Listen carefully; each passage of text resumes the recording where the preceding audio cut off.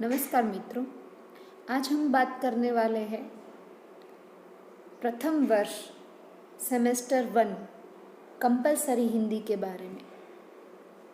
पिछले वीडियो में हमने कंपलसरी हिंदी में जो कहानी आती है उसके बारे में हमने चर्चा की थी। आज फिर आगे जाकर एक और कहानी के बारे में हम चर्चा करेंगे। मित्रों, हिंदी साहित्य जो है वह सभी आप हिंदी साहित्य से परिचित है। तो हिंदी साहित्य को हर दिन एक नया रूप, एक नई पहचान देने वाले और कोई नहीं किंतु हिंदी के साहित्यकार अर्थात उसी के लेखक है। उनमें से एक महान कवि थे मुंशी प्रेमचंद। वे एक ऐसे प्रतिभावान कवि थे जिन्होंने हिंदी साहित्य को ऐसी तरह से हिंदी विषय की काया पलट की जैसे हिंदी को एक नया रूप मिल गया हो।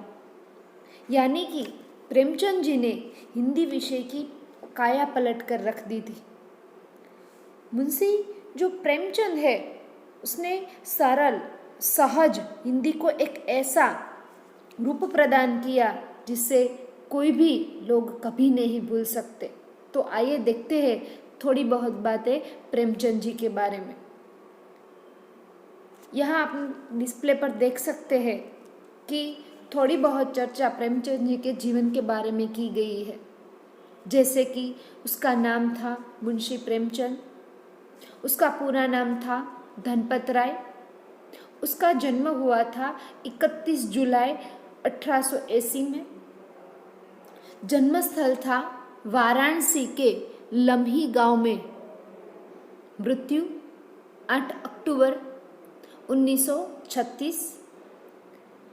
उसके पिता का नाम था अजायब राय, उसकी माता का नाम था आनंदी देवी।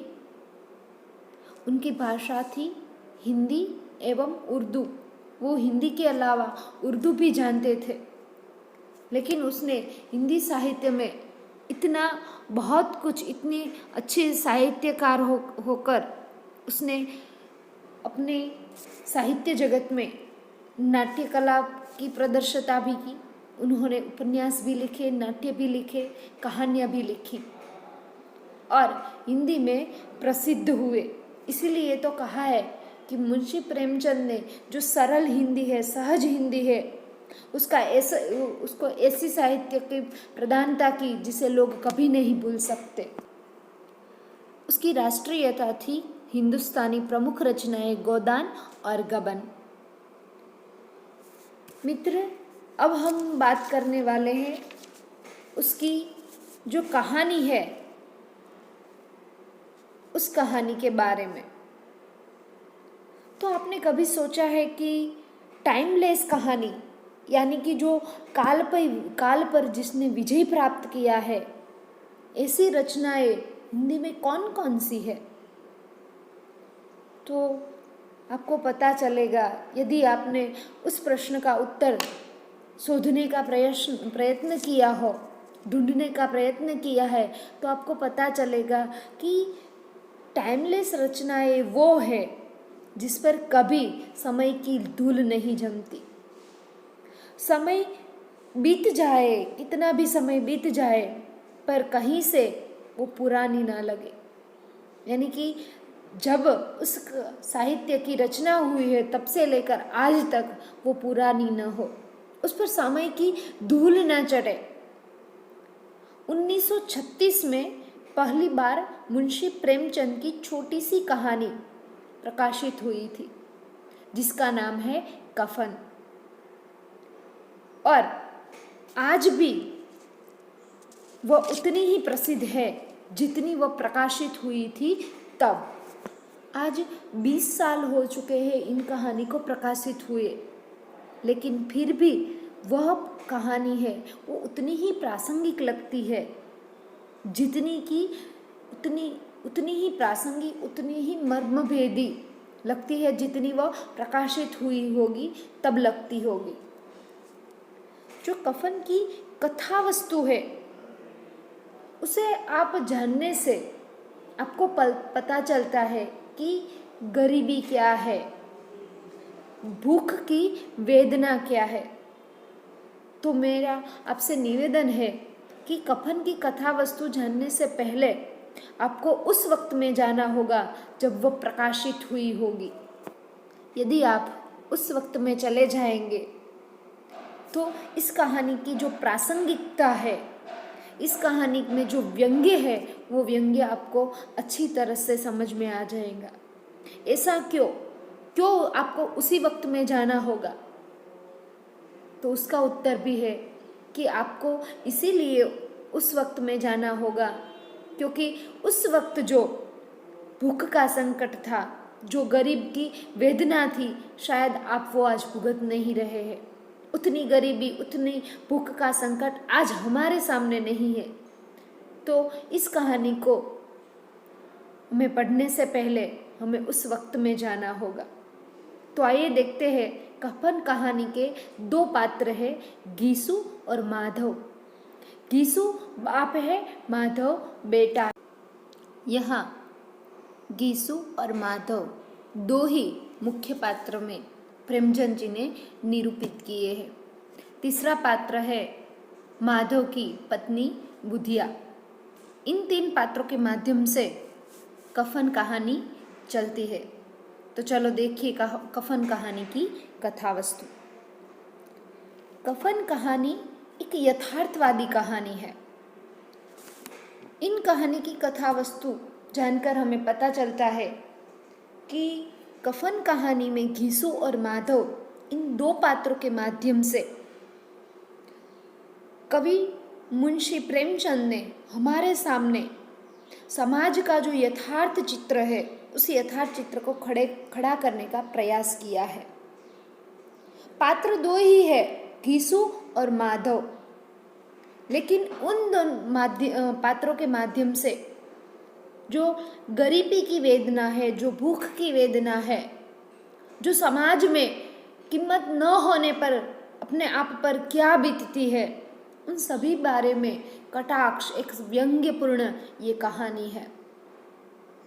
तो कफन कहानी की शुरुआत में ही घीसू और माधव बाप और बेटा, घीसू बाप है तो माधव बेटा है। घीसू और माधव है, वो दोनों एक बुझे हुए अलार्म के नीचे बैठे हैं। इसी से पता चलता है कि जो घीसू और माधव, जो कि यहाँ प्रेमचंद जी ने कहा है वो चमार जाति के थे, तो जो चमार बुझे हुए अलार्म के सामने जो बैठे हैं नीचे, उससे पता चलता है, यहाँ प्रेमचंद जी कहना चाहते हैं कि घीसू और माधव गांव के सबसे आलसी और अकर्मण्य, जो कर्म नहीं करना जानते थे, वैसे व्यक्ति थी। तो यहाँ हमें पता चलता है कि दोनों ही पात्र कोई काम के नहीं थे। तो आपको सोचना होगा कि हर इंसान ऐसा है कि कर्म करना नहीं जानता। यदि वो दोनों कर्म नहीं करते तो किस लिए नहीं करते, इस बात पर थोड़ा सा व्यंग प्रेमचंद जी ने प्रकट किया है। तो बुझे हुए अलाव के नीचे माधव और बुधिया घीसू है, वो बैठे हुए हैं। माधव इतना कमजोर था कि आधे घंटे काम करता तो कई घंटे भर चीलम पीता। इतना ही नहीं, उसका बाप घीसू है, वो एक दिन काम करता यदि तो 3 दिन आराम करता। इसीलिए शायद उसे कहीं मजदूरी मिलती नहीं थी। वो क्या करते थे? मजदूरी नहीं मिलती थी, काम नहीं मिलता था, तो वो दोनों क्या करते थे? तो किसी दूसरे के खेतों में जाकर आलू मटर चुरा लेते और खाना खाते थे। घीसू अपने जीवन के 60 साल है, वह 60 साल इसी तरह उसने बिताए थे और उसी रास्ते पर चल पड़ा था उसका बेटा माधव। माधव है वो घीसू के कदमों पर चल रहा था। तो दूसरी ओर माधव की पत्नी, माधव है उसका पिछले साल ही विवाह हुआ था, ऐसा प्रेमचंद जी यहाँ निरूपित करते हैं। उसकी बहू थी, बहुत ही अच्छी थी, उसकी पत्नी थी, वही घीसू और माधव का गुजरान चलाती थी। थोड़ा बहुत कहीं ना कहीं काम कर लेती थी और उनसे जो पैसे आते थे उनसे घीसू और माधव अपने घर में बैठकर खाना खाते थे। घर में बर्तन भी इतने अच्छे नहीं थे, थोड़े बहुत मिट्टी के बर्तन थे। उन बर्तनों से उसकी पत्नी है वो पत्नी पूरा गुजरान चलाती थी। थोड़े बहुत जो पैसे कमा कर लाती थी उससे तीनों का वो पेट भरती थी। उसका नाम है बुधिया। बुधिया को गौण पात्र के रूप में यहाँ निरूपित किया गया है। ये बुधिया ही घीसू और माधव की खानदान की जो व्यवस्था थी वही व्यवस्था उसने संभाली थी। पिसाई करना, घर चलाना, घास छिलकर व दो जून आटे को जुगाड़ करना, ये सभी काम कौन करती थी? बुधिया करती थी। वे पहले से आलसी तो थे ही, पर जब माधव की शादी हुई और बुधिया पूरा वक्त काम में लगाकर उन दोनों के पेट भरने में व्यस्त रहती थी, तब से लेकर तो वो और भी आलसी हो गए। तब से लेकर तो वो और भी आराम करने लगे और कोई काम नहीं करना जानते थे। तो बुझे हुए अलाव के सामने जब नीचे वो बैठे थे तभी अंदर से एक आवाज आ रही थी। किसकी आवाज आ रही थी? तो प्रसव वेदना से पीड़ित माधव की पत्नी की। वो प्रेग्नेंट थी तो उसे प्रसव वेदना हो रही थी।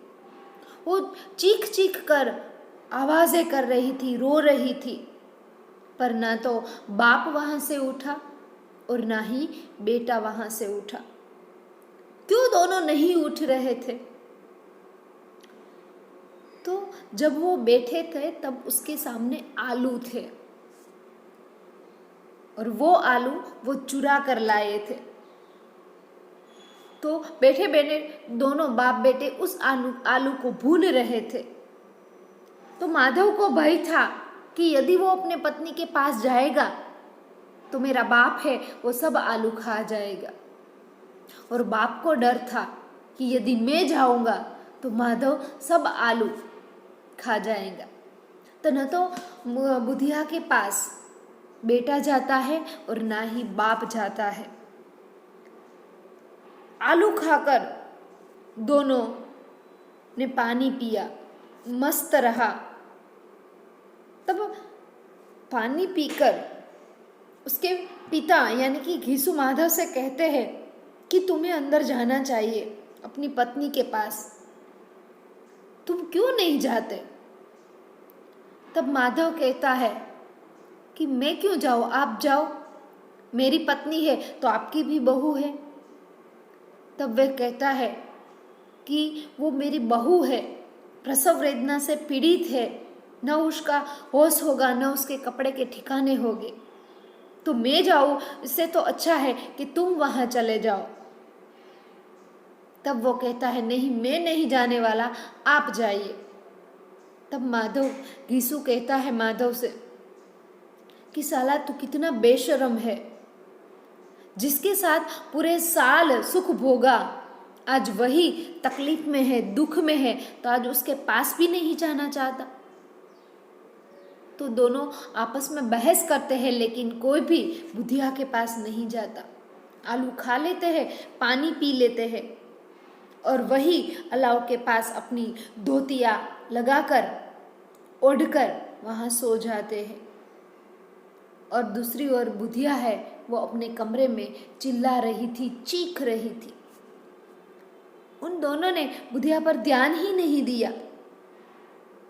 तो प्रसव वेदना उसकी उतनी बढ़ गई कि तड़पते हुए उसने अपने प्राण गंवा दिए। बच्चा तो पेट में पहले से ही मर गया था। फिर दोनों सुबह उठते हैं और देखते हैं कि बुधिया की आवाज़ क्यों नहीं आ रही। चल जाकर देखते हैं कि क्या हुआ अंदर, उसका बच्चा हो गया कि नहीं। तब जाकर वो अंदर देखते हैं तो पता चलता है कि बुधिया तो मर चुकी है। और दोनों इस परिस्थिति को देखकर छाती पीट पीट कर रोने लगे, माधव और घीसू। जैसे कि पूरी बुधिया की चिंता इस समाज में उन दोनों की ही हो। उसके जाने से घीसू और माधव को बहुत फर्क पड़ा हो, इस तरह से वो दोनों रोने लगे। जब वो जोर जोर से रोने लगते हैं तब पड़ोसिया सब सुन लेती है और दौड़ के वहाँ आ जाती है और उन्हें समझाती है कि जो होना था वो हो गया, आपको रोना नहीं चाहिए। लेकिन पड़ोसी क्या जाने कि जो उनके आंसू थे वो असली आंसू नहीं थे। तब वे अब इंतज़ाम करने लगे लकड़ियों के और कफन के लिए। क्यों? क्योंकि बुधिया मर गई थी तो उसके लिए कफन तो चाहिए। तो उस कफन के लिए वो दोनों व्यवस्था करने लगे। घर में तो कुछ था ही नहीं, घर में कफन तो क्या, एक पैसा भी नहीं था, तो किससे वो कफन खरीदते। जो कुछ था वो तो उसने दारू में, खाने में गवा दिया था। वो दोनों एक जमींदार के पास जा पहुंचते हैं। वैसे तो उस जमींदार को घीसू और माधव दोनों से घृणा थी, क्योंकि वो आलसू प्रकृति के थे, उन दोनों को कुछ काम नहीं करना था। पर जमींदार पर उनकी दीनता पर, उसका रोना, उसका गिड़गिड़ाना देखकर उसको उस पर दया आ जाती है और जमींदार है उसे 2 रुपये उसकी ओर फेंक देते हैं कि चलो ले जाओ और उसे कफन ले लो। जमींदार ने जब उसे 2 रुपये दिए तो मन ही मन खुश होने लगे कि जमींदार ने पैसे दिए हैं तो और लोग भी पैसे देंगे। जमींदार ने दिया है तो और दूसरे लोग मना नहीं कर सकते, वो भी हमारी दीनता पर, हम पर दया खाने लगेगी। थोड़ी ही देर में माधु और घीसू के पास 5 रुपये जमा हो गए। कहीं से उसे अनाज मिल गया तो कहीं से उसे लकड़ियाँ मिल गई। तो लकड़ियों की तो चिंता नहीं थी, अनाज की उसे चिंता नहीं थी। तो उन दोनों ने सोचा कि अब हमें सिर्फ और सिर्फ कफन चाहिए बुधिया के लिए। कफन क्या होता है आप सभी जानते हैं कि मरने वाले पर, जो जिसकी मृत्यु हो चुके है, उस पर जो सफ़ेद कपड़ा लपेटा जाता है उसे हम कफन कहते हैं। तो दोपहर को दोनों बाजार में चले जाते हैं कफन लेने के लिए। जैसे ही वो बाजार में पहुंचते हैं वैसे ही घीसू की नीयत बदल गई। क्यों? क्योंकि उसके पास हाथ में 5 रुपये थे। तो माधव को समझाता है कि जो जाने वाली है वो तो वह चली गई, तो उसके कफन में अच्छा कपड़ा लेने से क्या फायदा। वो बुधिया तो उस कफन को नहीं यूज करने वाली। ये कफन तो वैसे ही कफन है, किसी का फायदा, उसमें किसी का फायदा नहीं है। तो थोड़ा हल्का सा कपड़ा, घटिया सा जो कपड़ा है वो उसके लिए खरीद लेते हैं और जो थोड़े बहुत पैसे बचते हैं उससे हम अपने पेट का आराम से उसके पेट का गुजारा कर लेंगे। शाम तक वो दोनों घूमते ही रहते हैं कफन लेने के लिए, पर कहीं भी उसे कफन पसंद नहीं आता। वास्तव में तो वो दोनों क्या चाहते थे कि जो कफन के पैसे जमींदार ने और अन्य लोगों ने दिए हैं उसको हजम कर जाए, उसके पास वो पैसे रहे, उस पैसों से वो मस्ती कर सके, दारू पी सके, अपना खाना खा सके आदि। वो दोनों यही सोचते सोचते बाजार में एक शराब की हड्डी के सामने आ पहुंचते हैं और घीसू उस हड्डी में चला जाता है और पीछे पीछे माधव भी उसके पीछे चला जाता है। गीसू ने गद्दी के सामने जाकर एक बोतल शराब का ऑर्डर किया कि एक शराब की बोतल दे दो। और दोनों ही बाप और बेटा वो शराब पीते जाते हैं और जो मृतक बुधिया है उसको आशीर्वाद देने लगते हैं। कहते हैं कि आज उसी के कारण हमें ये खाना मिला है, हमें ये शराब मिला है, इसीलिए उसे स्वर्ग मिलेगा।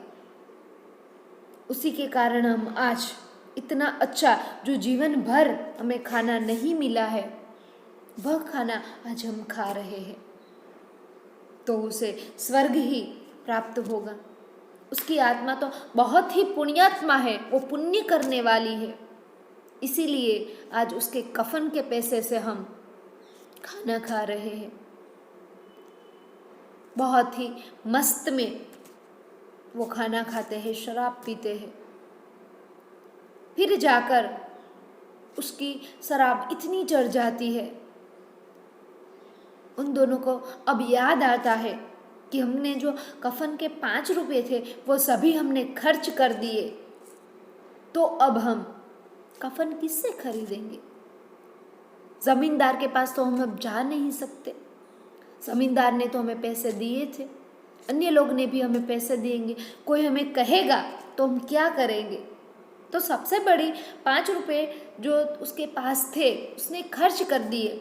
उसके बाद सबसे बड़ी चिंता थी लोगों की, लोग क्या कहेंगे, पूछेंगे क्यों कफन नहीं लाए। पैसे तो समाप्त हो गए थे। फिर उसने सोचा कि मृत्यु का सवाल है, कफन की बात है, हम कोई ना कोई उसके पास बहाना कर देंगे। पड़ोसी है, वो कफन का बंदोबस्त अपने आप कर लेंगे। पड़ोसी है तो कफन का प्रबंध तो करेंगे ही, वैसे ही बुधिया को वहाँ से नहीं ले जाएंगे। और उसके सामने एक भिखारी दिखाई देता है, और जो काफ़ी देर से वहाँ खड़ा था और देख रहा था कि माधव और गीसू क्या कर रहे हैं, वो कितना खा रहे हैं। तो गीसू को जो भिखारी था उसकी आंखों में भी भूख दिखाई रही थी, तो वो भिखारी को थोड़ा बहुत खाना देते हैं। उसने इतने दिनों इतना जीवन व्यतीत किया था, लेकिन देने का आनंद सबसे पहली बार अनुभूत किया था, क्योंकि उसने किसी भिखारी को पहली बार दिया। आज तक उन्होंने सभी के पास से लिया ही था। तो आनंद और उल्लास का अनुभव करते हैं पहली बार जीवन में। खा पी कर दोनों बकने लगते हैं, इतना बकने लगते हैं, इतना बकने लगते हैं कि शायद उसे पता ही नहीं है कि हम क्या बोल रहे हैं। इतना ही नहीं, गीसू तो फिलोसॉफी की बात करने लगता है, दर्शन की बात करने लगता है, और माधव चीखे मार मार कर रोने लगता है कि अब उसे एहसास होगा कि मेरी पत्नी है वो चली गई है। गीसू ने उसे बाद में समझाया कि अब रोने से क्या फायदा। इससे माधव प्रफुल्लित हो जाता है और दोनों उठकर खड़े होकर नाचने लगते हैं। आखिर नशे में मदमस्त होकर वो दोनों वहीं के वहीं ढेर हो जाते हैं, गिर के पड़ जाते हैं, और यहाँ कहानी समाप्त हो जाती है। तो दोनों का बैठना साथ में बुझे हुए अलार्म के नीचे, बुधिया की प्रसव वेदना, बुधिया का प्रसव वेदना में मृत्यु हो जाना, गीसू और माधव का जमींदार के पास पैसे लेना, अन्य लोगों के पास से भी पैसे लेना। गीसू और माधव आलसी थे, न काम करना, उसके पास पैसे आते हैं उसकी वृत्ति बदलना, और बाजार में जाकर कफन की बजाय अपना पेट भरना और शराब पीना, और अंत में जो थोड़ा बहुत खाना बचा था वो एक भिखारी को देकर फिर वो दोनों वहाँ मदमस्त होके, नशे में चूर होके वहाँ गिर जाते हैं। तो ये कहानी हमें यथार्थ सार्थकता की ओर दृष्टि करती है। भारत का जो ग्रामीण समाज है, उस ग्रामीण समाज को विशेषकर जो गरीब लोग हैं, जो भूख से पीड़ित है, उनका दयनीय जीवन यहाँ मुंशी प्रेमचंद ने बहुत ही सरल शब्दों में व्यक्त किया है, घीसू और माधव के माध्यम से। और घीसू और माधव की जो अकर्मण्यता की, जो कर्म नहीं करने वाली बात है, उस पर भी वो कटाक्ष करते हैं, व्यंग्य करते हैं। जैसे कि घीसू 1 दिन काम करता तो 3 दिन आराम आदि शब्द में जो सामाजिक अव्यवस्था है, उस सामाजिक अव्यवस्था को ही प्रेमचंद जी ने यहाँ जिम्मेदार ठहराया है। यदि घीसू और माधव दोनों अकर्मण्य है, दोनों में कर्म की हीनता है, कर्म का अभाव है, तो इसके लिए भी वो समाज की अव्यवस्था को ही जिम्मेदार मानते हैं। जो आर्थिक विभिन्नता है उसको यथार्थ शब्दों में यहाँ कवि ने बहुत ही अच्छी तरह से निरूपित किया है। कफन के जो पैसे हैं, उस कफन के पैसे के लिए घीसू और माधव ने जो किया, उसके लिए भी वो समाज पर तीखा व्यंग्य करते हैं। उसको जो काम नहीं मिलता था, जो उसकी आलसी प्रकृति थी, कहीं ना कहीं वो भी हमारी समाज व्यवस्था पर निरंतर कटाक्ष करती है। तो अट्टहास्य करना, व्यंग्य करना, ये सभी बातें को उद्देश्य के तौर पर हम यहाँ देख सकते हैं। तो ये थी यथार्थवादी कहानी, मुंशी प्रेमचंद की कफन कहानी।